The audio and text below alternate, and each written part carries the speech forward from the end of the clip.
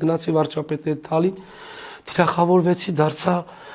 չգիտեմ, չուտ լինի ազգի դավաճան, որ գնացել եմ երկրի վարչապետի հետ մասնակցում եմ պատարագի։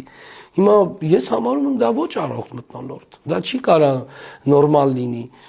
Այսինքն, եթե ես օրինակ ժամանակին վարչապետին քննադատել եմ, ապա ես հիմա իրավունք չունեմ գնալ վարչապետի հետ մասնակցեմ պատարագի կամ սեղմեմ նրա ձեռքը, սա ինչ տրամաբանություն է, սա ինչ աբսուրդ է, որը տեղի ունենում։ Իդեպ դա տեղի ունենում ընդդիմադիր դաշտում, այն իմ ընդդիմադիր գործընկերների այսպես կոչված, որոնց հետ ես կարծես թե նույն ճամբարում եմ, հա, որպես ընդդիմադիր հայացքներով տերմարդ։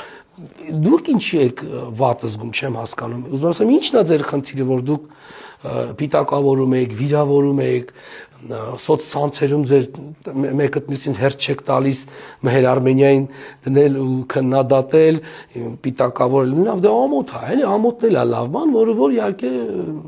կորել է մեր հասարակության միջից, որ